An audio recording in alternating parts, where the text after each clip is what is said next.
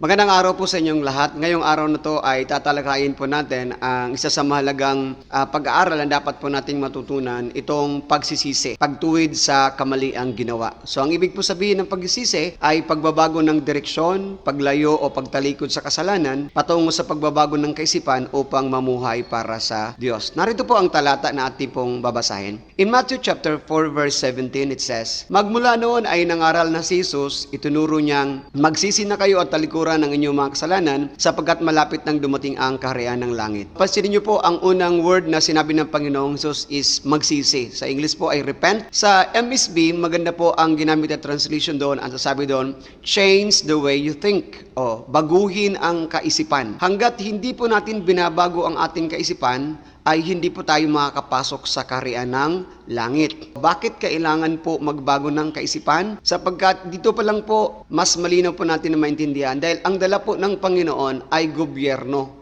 Yung kaharian po ay gobyerno, hindi po relihiyon. Hanggat hindi po natin mabago ang kaisipan natin tungkol sa bagay na yan, doon pa lang mahihirapan na po tayo. At ang paghisisi po ay hindi po ito pag-iyak. Kung ikaw po ay umiyak, ang tawag doon ay pag-emote. Ang ibig po sabihin ng paghisisi ay binabago o nagpapasya kang baguhin ang iyong kaisipan. Yun ang ibig sabihin nun.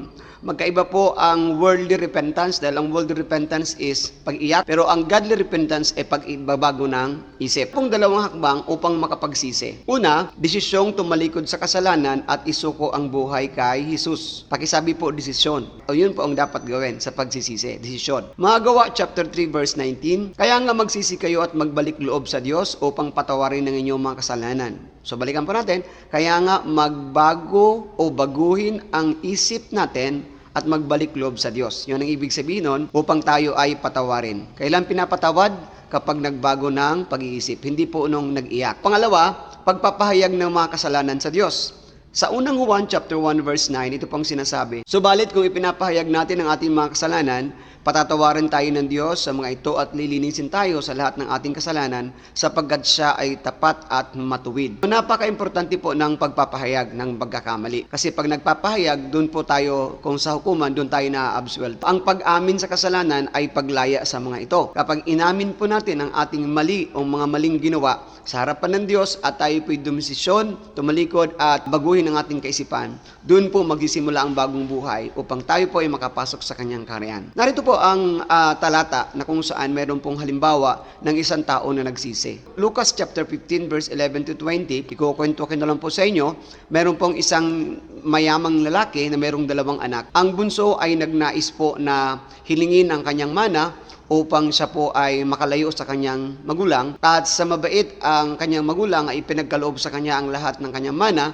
At nang makuha na po niya ang kanyang mana, siya po ay lumayo at doon nilustay ang kanyang kayamanan sa di magandang gawi. Inubos niya po sa bisyo, maaaring sa sugal, sigarilyo at babae. At nang maubos na po ang kanyang mana at kanyang pera, ay napilitan po siyang mamasukan upang buhayin ang kanyang sarili. At subalit nakakalungkot ang kanyang trabaho na napasukan na isang pag-aalaga ng baboy. Isang araw, habang siya po ay nag-aalaga ng baboy, nakita niyo po na sarap ang baboy at siya'y gutom na gutom, napilitan po siyang kunin yung kaning baboy. At nang kakainin niya po, napag-isip-isip niya na sa bahay ng kanyang magulang, ang kanyang mga kanilang alila ay sapat sa pagkain at nakakain ng maayos. Samantalang siya dito na ang alipin, subalit mamamatay siya sa gutom. Kaya ang sinabi niya sa kanyang sarili ay, babalik ako sa aking ama at ako ay hihingin ng tawad upang hindi man niya ako tanggapin bilang isang anak, ay mag-a-apply na lang na trabaho upang mabuhay ang kanyang sarili. Sa madaling salita, siya ay umuwi at humingi ng tawad sa kanyang mga magulang. At sa kanyang paghingi ng tawad, hindi siya ginawang katulong kundi ibinalik ang pagiging anak sa kanya. So yun po ang isang kwento. So tingnan po natin sa Lucas chapter 15 verse 17, ngunit napag-isip-isip niya ang kanyang ginawa. Tingnan niyo po. So kailan po nakakapagsisi ang isang tao? Kapag napag-isip-isip ang kanyang maling ginawa. At ito sinabi, nasabi niya sa sarili, labis-labis ang pagkain ng mga alila ng aking ama, samantalang ako'y namamatay dito sa gutom. So pangalawa, in Lucas chapter 15 verse 18, babalik ako sa aking ama at sasabihin ko sa kanya, Ama, nagkasala po ako sa Diyos at sa inyo. Ang una, napag-isip-isip. Pangalawa, nagdesisyon. Pakisabi po, desisyon. Yun po ang kailangan kapag mayroon na po tayong realization, ang kailangan po ay desisyon na. Pangatlo, Lucas 15:20a, at siya'y nagpasyang umuwi sa kanila, bumalik sa kanyang magulang. At doon na po siya humingi ng tawad sa kanyang magulang at naibalik po sa kanya ang kanyang karapatan bilang anak at hindi siya ginawang alipin. Paano po, ano pong hakbang na pagsisisi? Ito po ay realization. Ito po ay pagdedesisyon. Gawin o lagyan ng action yung mga realization. Tayo po, napag-isip-isip na ba natin ang ating mga maling ginawa? Sapagkat kung tayo po ngayon ay namumuhay sa maling buhay at nandun pa tayo sa mga bagay na ginagawa nating masama at hindi pa tayo nagkakaroon ng realization, ibig sabihin, hindi pa po tayo nakakapagsisi. Maaring habang nagtuturo ako ngayon, na-realize mo yung mga mali mo at nagpapasya ka na umalis sa mga ito. At maaring ilang beses ka na rin umiyak, subalit walang nangyari. So ito po ang pagkakataon upang ikaw ay magsisi, baguhin ang iyong isipan, talikuran ng mga kasalanan, at gawa ng aksyon yung lahat ng mga gusto mong gawin upang mabago ang iyong buhay. Inaaniyahan kita sa isang simpleng panalangin ng pag-amin ng kasalanan, sa pag-amin sapagkat ito po ay paglaya.